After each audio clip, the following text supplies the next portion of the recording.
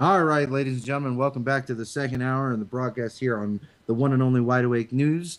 We have good wishes for our founder, Charlie McGrath, who's out and about trying to schlep out a little bit of living and keep all this going and keep all this activity going in the right direction. I want to welcome everybody from the Rents Radio broadcast, and I also want to welcome everyone from Oracle Broadcast. I want to welcome everyone in the chat room, and I also want to welcome, yes, ladies and gentlemen, none other than Dex. Okay, and he will be with us to here in just a moment. And I'm going to do basically what I'm going to do is we talked about there are things going on in the foreign markets, there are things going on in China, there are moves that legislators are doing, and I really I also want to one thing major thing that I forgot that I definitely want to throw in here and look at the impact and maybe get Dex's take on it as well is this Senator Jose Serrano and his liquidation of the second or the Amendment Affidavit 22, which removes term limits from the office of the president. This bill has been introduced. It will go before Congress. So basically, with everything that's going on, with the physical cliff actually turning out to be nearly $700 billion in tax increases, and so on and so forth, I want to bring none other than Dex to the program. Dex, how are you doing? Hey, how's it going there? Good to be back. Oh, man, we are glad to have you here. And I know that there is a lot on your plate between American markets all the way out to the stretching into the Eastern nations and into the Asian nations. So, Dex, I mean, what are the major blips? Where are we in this turmoil? There's so much going on. What do you think is happening? Well, for the most part, what we're witnessing is just a paradigm shift of power, is what we're really witnessing right now. And unfortunately, I don't see that that's going to change in anytime soon. Basically, we have a situation where we're continuing to print money indefinitely, thus adding on to the national debt of sovereign nations, and I don't see that changing anytime soon. As a matter of fact, a lot of the money printing we have yet to even see make its way into the marketplace, and I think we're going to start seeing that in 2013.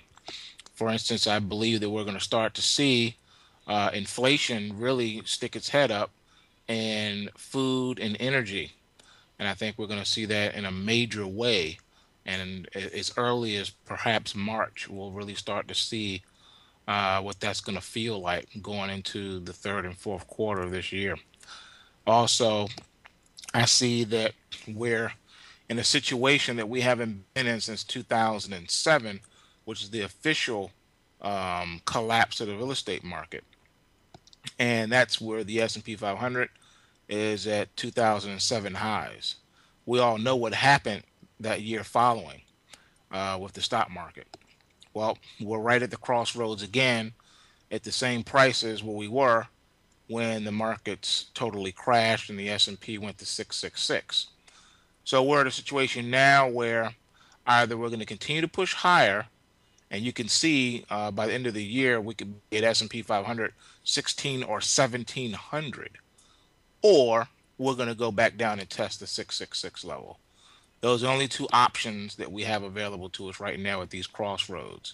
Failure to take out that 1500 mark in the S&P 500 will set up a double top, uh, you know, topping out where we were in 2007, and then that'll set up a major collapse. Right now, in the short term, the way I'm looking at it, we have a major gap that we need to fill from a week ago, from when the market gapped up to where we are now at the 1455 level as we speak. We're going to have to get back down to like 1435, fill that gap between 1435 and 1422, we'll say. Got to fill the gap first in order to build a firm foundation support for this continued rally in 2013. If the support holds, then we could see the father of all rallies, one that would possibly make the last NASDAQ bubble pop of 2000 look like a walk in the park. We could see stock price levels that we've never ever seen before possible because of all the Fed money printing and all the inflation that's going to start to hit the food and energy markets. So that's where we are right now. So now let me ask you another, because this is a question that I was also formulating because I've heard talk of it, and I've seen it 3 or 4 times now in the chat room. Of course, one individual broke it down to a very distinct time period, so I'll ask both. Do you think the Fed is going to raise rates as is being claimed? And let me hone that down to the second question. If you do think that, do you think it's going to happen in the next 5 weeks? I don't know what 5 weeks has to do with it, but that's what someone asked, so I'm going to throw it out there. Raising rates within the next 5 weeks. I don't see that. No, I don't see that happening. Not saying that it can't happen. I just don't see it happening. Well, I mean, really, if they start to raise interest rates, I mean, let's say they just do something small. Let's say they raise it 15 to 20 basis points. Okay. Yet, I mean, what kind of impact? How do we start to see what happens? What kind of response we'll see in prices and so forth, availability of goods within the market at 20 basis points, 40 basis points, 100 at some of the lower increments. What does it look like as that actually would happen? To be quite honest with you, I don't see the interest rates having that much of an effect. To be quite honest with you, and I'll tell you why. Right now, looking at the 10-year note for the March futures contract, we're at 131. We've been oscillating between here and like 134 level. So we have a lot of wiggle room that we can move up without really damaging the whole overall interest rate situation. We can continue to fall and it's still not hurt. Just keep in mind we've been at 0% artificially ever since the bond market prices have been rallying. We've been holding at that 0% interest rate, even when we had blips where we broke major support areas in the bond market futures. The interest rates really did not reflect those price breaks. So because the Fed is operating heavily in the bond market, we're talking massive manipulation, blatant manipulation of the interest rates. It does not matter what the bond prices do. The yields will not reflect the true reality of what's happening in the overall bond market itself. Well, And you have the Fed in there as the number one buyer. let me ask you this from a conspiracy kind of point of view. Okay, I'll take that angle with you. Do you think that since I also agree with you, I think that they can add many basis points before it really starts to affect the overall dynamic of what's happening. Do you think that the Fed to propagandize or spin to try to get people to say, oh, look, it didn't work? Do you think that they would actually raise rates, 20, 50 points, knowing that it isn't going to do anything? Okay. To say then to the public that says the sound money people, the smart money people like Peter Schiff, oh, look, we raised rates and it didn't do anything. It didn't fix a thing. Do you think that they are capable of some type of ploy like that? Yes, they are capable of doing just about anything, but they're not going to because they don't have to. Who is Peter Schiff that they are to be mindful of? They're not afraid of him. They're not afraid of any of those guys. So they could care less what they think, and they could care less what they say. They're going to do what they're going to do regardless of who likes it or not. And the bottom line is prices are going to stay exactly where prices are, and they're not going to move, not one bit, because that's how they want it, and that's how it's going to be. I Now, know. I'm sorry. Go and ahead. I definitely understand that. Now, there was something that someone else has been talking about, and I don't know because I haven't looked at the data myself, so I'm going to ask you. The contracts, the orderable contracts that are registered that gives you a manufacturing industrial number, okay? Anything above 50, I can't remember what its actually index is called, but anything above 50 points is supposedly growth. Well, we'll have to save that question until right back after these messages. All right, ladies and gentlemen, welcome back. Welcome back to the show. It is Wide Awake News. I'm the one and only Eric of the Lovely Family. And hello to everyone in the chat room, Rents Radio Network, and the Oracle Broadcasting Network. As we were talking for those of the people who were in JTV, and we're definitely going to want to cover this because these are things that people have talked to me about. And yes, I know. Before we get into this, I want to say for 60 seconds, before I get another email that tells me I act like an idiot when asking questions, as if I don't know something, because I'm already discussing it with other people.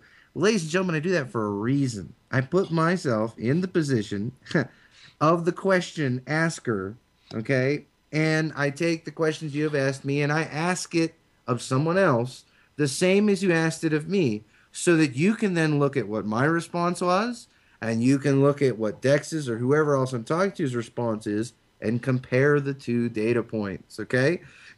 That's what it's really about. So what we were talking about in the break, and I definitely want Dex to chime in, is we were talking about a specific index. It is the we talked about the dry index as he had mentioned, and we're actually talking about labor and production and so forth. And he was attempting to explain it to people, because one of the key things that I point out is hopefully what he points out, talking about foreign markets being different from our markets, even though they're intertwined as the base company being here. So I'm going to let Dex try to talk about this index and try to talk maybe a little bit about what it means to people who have asked these questions and really have no clue what the index stands for. All right. Re-ask the question so everyone can hear you. Okay, well, it's basically I asked that this index is it's a marketable, supposed to be something, a data point that you can look at. And as we're watching it drop from 57.3, I think it was at I think it was at an all-time high of 57.3 around 2006 or 7. It has slumped now down to 53.2, or I don't know what today's index is, but it's based on the orders of manufacturing for American production. And how does that affect? Is that a good signal for them to look at to see where the economy is going? How does that affect us? What does this information really mean to the layman? Okay. As far as the data points for the excuse me for the U.S. go, it's good and bad. It's good because what it's showing you is that first of all, we are still making money. U.S. corporations are still making money, regardless of the U.S. economic situation. It's bad because it's misleading. It's making it look as if there is a strong manufacturing base in our country, and it's not.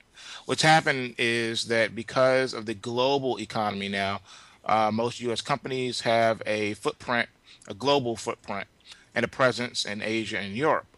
So if sales are slumping in the United States, they may be booming in Asia and Europe, thus giving you the false reality that the U.S. is doing good because U.S. companies are reporting stronger than expected earnings, but these earnings are coming from outside of the country.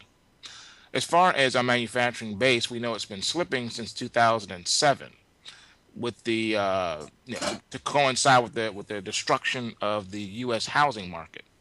So what's happening is when you look at the Baltic Dry Index, which is an indication of shipping rates globally and what it costs to ship goods across the world, it lets you know that we're still at all-time historical lows in the Baltic Dry Index. So as far as the global economy itself, it's pretty much coming to a grinding halt, but it doesn't appear to look that way because when you look at earnings, such as Alcoa reported today after the bell, and all is well. Okay, so it's making it look like things are going well when they truly aren't. It's just reshuffling paperwork to make it look like we're making money and we're not. Another example would be ABC Corp just reported, you know, earnings, let's say 3 cents a share when everyone was expecting 1 cent a share. And everyone's now excited because, oh, look how much money we made. When in reality, they didn't make any money. All they did was shuffle some numbers on a piece of paper to make it look like there were earnings. And then they report those differences as earnings. But those earnings aren't really, they're not real earnings. They didn't really sell more widgets than they did this time last year. They sold less, but because they fired 10,000 employees, they get to report that as earnings. So that's how the game is being played. We've been going downhill, on a downward slope, like I said, since '07, and we've been shipping more and more jobs overseas since '07. We're not going to replace any of those jobs that we lost. The paradigm shift has already taken place. We have shifted from a gross exporter to a gross importer now. of goods and services, and it's going to continue to go downhill that way. Those jobs aren't coming back. You cannot have a strong economic base in a country without strong earnings and good jobs for the masses. Our whole economic model is built on spending. So if people don't have jobs, and because they don't have jobs, they don't have money, then they can't spend. You can't have a strong housing market when people don't have jobs. You can't have a strong country or state or city or municipality when there's no industry. Well, ladies and gentlemen, hopefully you understood that information and, was pretty easily consumed. We'll be right back after these messages. All right, ladies and gentlemen, welcome back to the program. And for those of you who are on JTV, for those of you who are not, you are finishing up what I was trying to tell people there. Like I was saying, small caliber weaponry is demanded upon skill and shot placement. I don't care who you are. You can't argue with that. Okay, those are the facts. Okay, you may get lucky popping off a 22, catch him in the eye socket, okay, and have the 22 shell rattle around the inside of his skull and kill him. Yes, shot placement counts. Train. If you aren't going to put forth that much effort and you only think it's going to be short distance combat, then buy a larger caliber weapon, point it at the center mass of their body, and stop worrying about it. Now, back to the program and back to everybody in all the different chat rooms and all the different places. I was actually talking about in JTV that some shippers and cargo guys who work on the piers say that we're the number one exporter of air. That we don't make or sell anything to anyone. Of course, Smart Scarecrow pointed out that we do export trouble, and I'd have to agree with him on that. And then I went into the handgun, and hopefully we're going to get Dex's take on the information that, both ends of the country, two of the largest ports that we have, and it seems that they claim all we do is send empty crates other places with absolutely nothing in them but air. So with that being said, Dex, how do you feel about that comment, or what do you have to speak to on the exportation of air being America's leading export good? Well, I think that we've been exporting hot air now for some time, have we not? Just look at our foreign policy. I think that's always been the case. Nothing new there. There's so much that could be said with what's wrong and what's going on. It's hard to even know where to begin. I think we start by first of all looking at what's truly happening to us right now. What's happening is we've been co-opted, and our resources, which is our human resources, are being compromised and disseminated. It's as if the United States has been broken up into little pieces and being scattered all to the four winds. I think that's pretty much the way I would categorize it. Another thing is look at what has happened in other countries and what's happening here. Look at the process of the demoralization that is taking place here, where we're so naive and so asleep to what's happening right in front of our faces that we're not even fazed by it anymore. So the president can say, you know what? I'm going to suspend the Constitution. No, this is not official martial law. I'm not declaring martial law. I've just decided I'm going to suspend the Constitution. And then he'll have his machine go full force to explain to the American people why this is a good thing. And guess what? People will be arguing and debating in the streets, even to the point of fistfights over why this is a good idea and you're an idiot if you don't go along with it. Case in point, look at this whole gun debate. Okay. Is it a coincidence that this whole gun debate happened around the school shooting? Now, this was already something that was being talked about behind closed doors anyway. And then all of a sudden, ooh, here is our situation. Now we can roll out our solution. Let's not just come out and say we want to ban all guns and firearms. No, we can't disarm the American people that way. What we have to do is we have to make people so disgusted with the idea of these automatic weapons that they think that no one can handle them properly except for the armed forces and or the militarized police, and that American citizens don't need them, don't really have a purpose for them, thus they should not have them. When the Constitution makes no provisions for the type of arms that we have a right to keep and bear, it just said we have a right to keep and bear arms. Arms is a broad definition. What is the purpose of keeping and bearing the arms? Is it hunting or fishing? No, it's not. It's self defense. Self defense from whom? Self defense from a tyrannical government.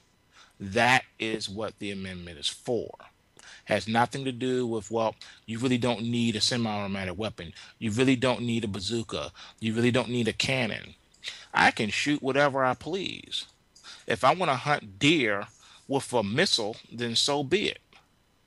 It's my right to keep and bear arms. Yeah, I'd say it's a bit counterproductive, but yeah, That's gonna be some expensive venison too. I had to chime in on that one. I couldn't stay quiet on that. It is what it is. Who are you to tell me what kind of arms I can use to hunt with? I can hunt with a Rambo knife. I can hunt with a machete. I can hunt with a bow and arrow, or I can hunt with an AK-47. If that's what I want to do, then that's my right to do it. Oh, I'm willing, yeah, I definitely agree. I'm willing to bet that I'll put some money on the line. I'm pretty sure I can go out with my AK, and most people can go out with traditional hunting rifles, and I'll pull more game. It's just it's about skill. And I completely agree. And people hope that people understand that this is the reality of what the Second Amendment is for. And I love the way Dex played it out, and I love the way he described it, because now if you take what he said and you go back in time, okay, and you look, see, people don't even understand the Constitution, how it was formed, and they don't understand what Jefferson and Adams and others were doing overseas in Europe in their courtrooms. Okay, when they were fighting the tyranny of the king, and what really came down to really start the shooting, okay, was seizure of firearms. Okay, the king made the same arguments. The only difference is that because you are a part of the greatest kingdom on earth, you will be safe, that our men can protect you. Because you live under the grace of the king, you don't need this weaponry. You don't need to be a military band. You don't need to be have any paramilitary ordnance of forces, because trust me, I'll protect you. It is the same exact argument that the king issued, that Thomas Jefferson spent almost 9 years in court fighting.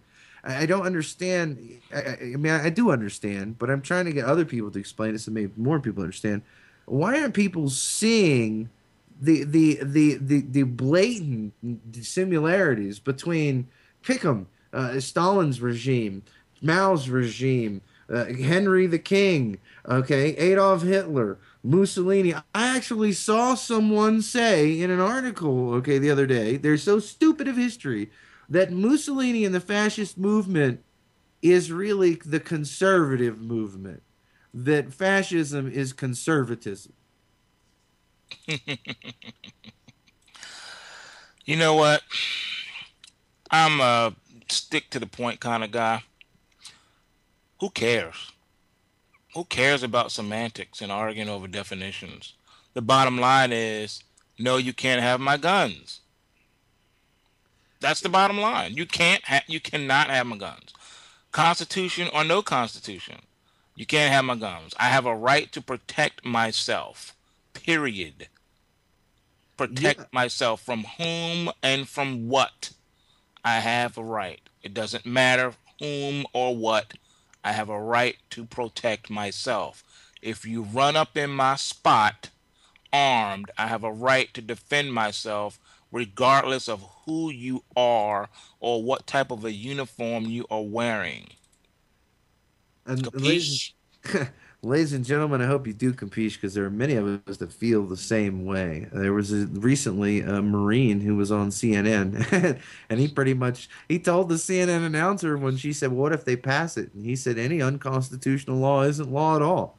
Said it Yeah. on TV. And see, this is something that dates back to what I try to tell people.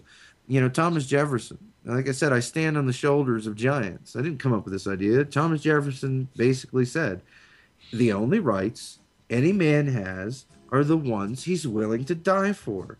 Okay, if you're not willing to die for the right to keep and bear arms, then you don't have the right to keep and bear arms. And then this is the reality, and these are things that people understand. Hopefully, you get this message. We'll be right back, wrapping up with Dex in the final segment right after this. All right, ladies and gentlemen, welcome back to the broadcast. You know, I am Eric of the Lovely Family. Dex is here with me to finish out the broadcast.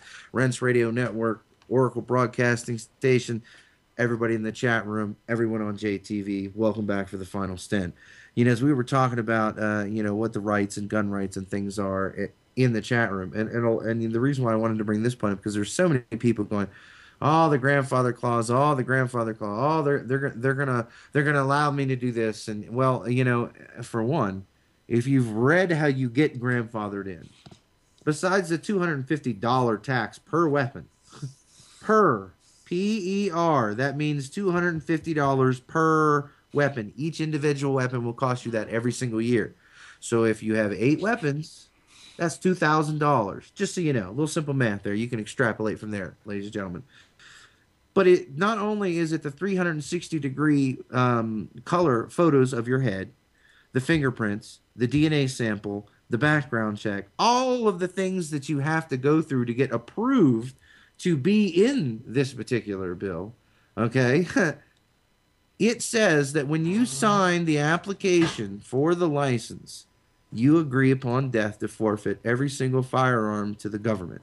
That upon your death, you have automatically conceded that those weapons belong to the government, and they will carry 2 or 3 felonies for each weapon that is not turned in by your kids, by your family members, so forth. They're saying 3 because they want you to have 3 strikes and you're out on the same go. You understand? That means if you fail to relinquish your dead father's firearms, you will instantly be giving 3 strikes. You will instantly be giving 3 felonies. You will be prosecuted and imprisoned for life. Do you understand what this means? Okay? I want people to really understand what the legislation, as a Southerner, I find that offensive. You know, one of my prized possessions here is the .38 revolver that was owned by my mother's father. It's been in the family since the early 1900s. Now, the gun is old, it's nasty, it's not worth anything to anybody but me, but it's a Southern tradition that a man's firearms are handed down to his oldest sons. It's been a Southern tradition for as long as there's been Southerners. They would deny me the right to hand my firearms down to my son?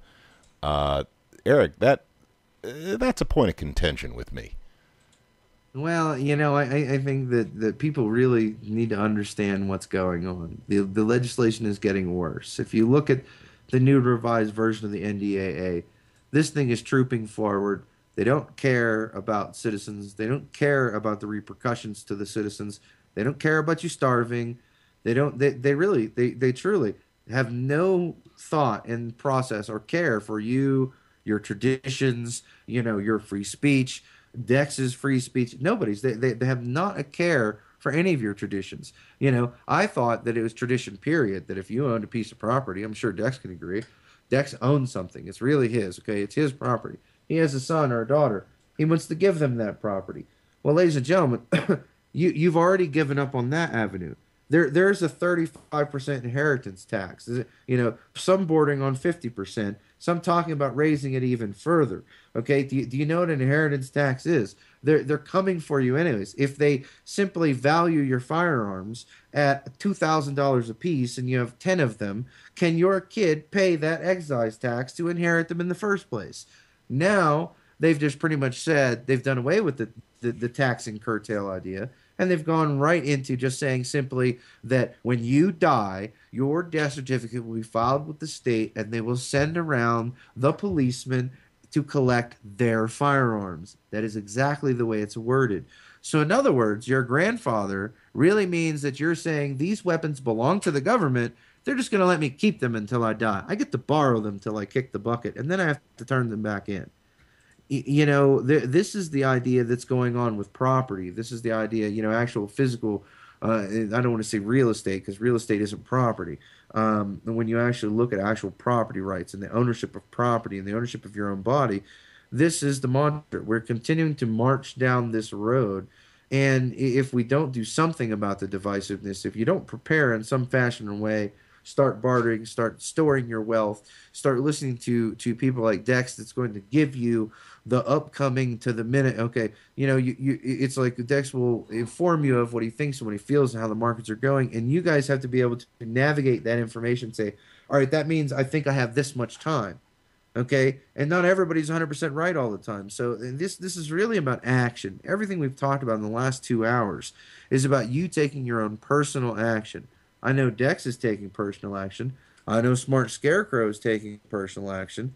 I know I take personal action. Charlie, I hope that everyone out there listening really takes personal action upon the data and information that was applied.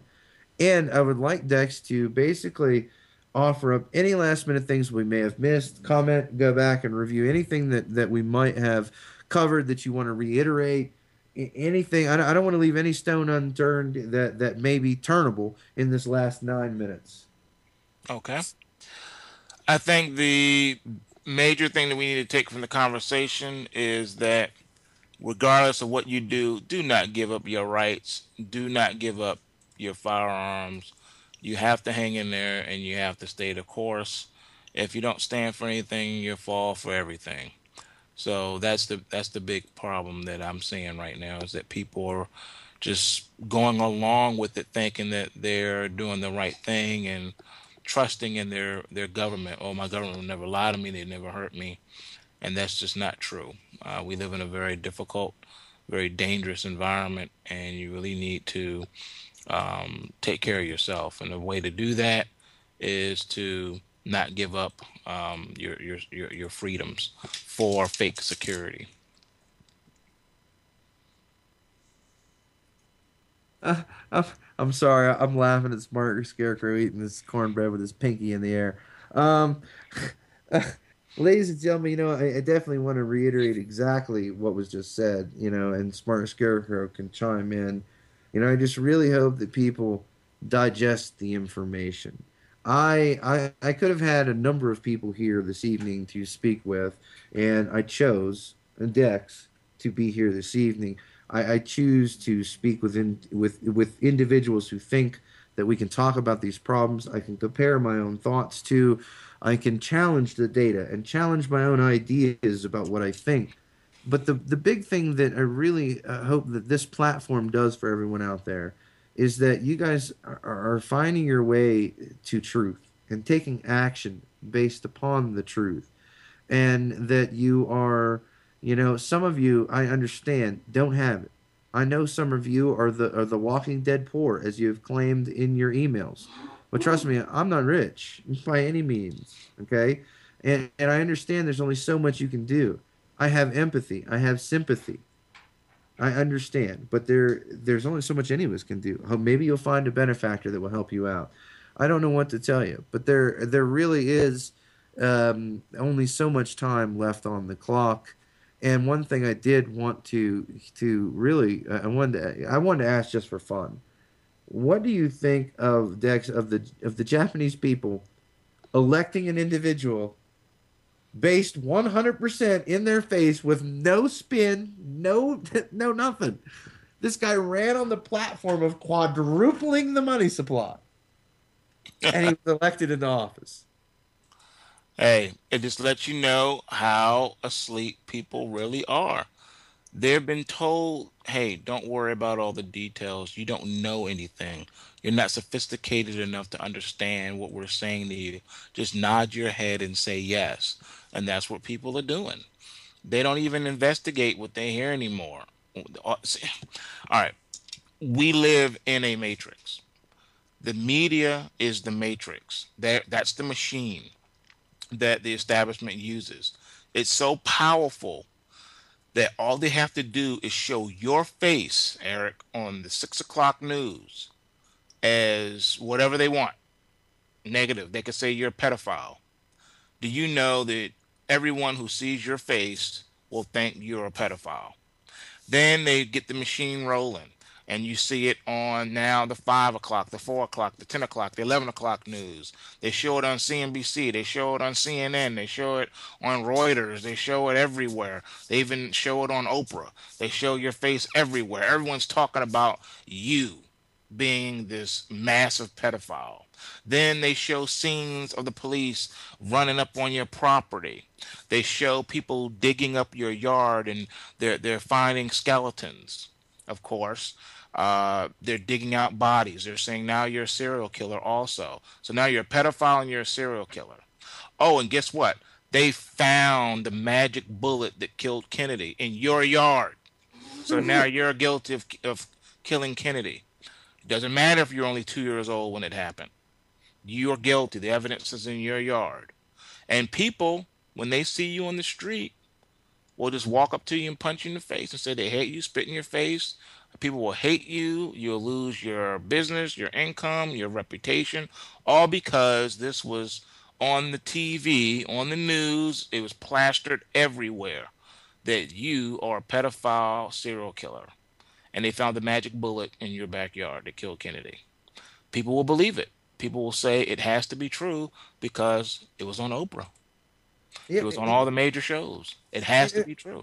People bring this up, but I can't remember. It was the printing press. But they were talking about the printing press. They were talking about media, and it is so true. There was a media journalist from AP and Reuters, and he said that it takes a lifetime to build credibility, honesty, and a public face that people can trust. And it takes one headline to turn you into the Antichrist.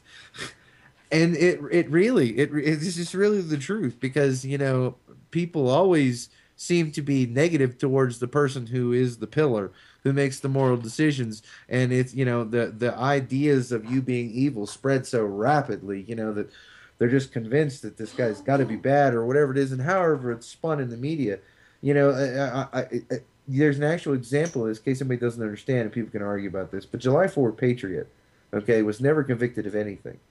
Some people know his real name. He was never convicted of anything. He was actually, most of the charges were completely dropped. They're still trying to hang something on him. But everyone believes that he was a pedophilist and a terrorist and a crazy man and a sellout to the movement community, simply because the government said so. Remember that, ladies and gentlemen, as we move forward. Be prepared. Keep your head up. Keep your nose to the wind. Until next time, this is Eric Lovely. Thank you very much, Dex, for being here. Everybody have a wonderful night. Thanks for having me on again.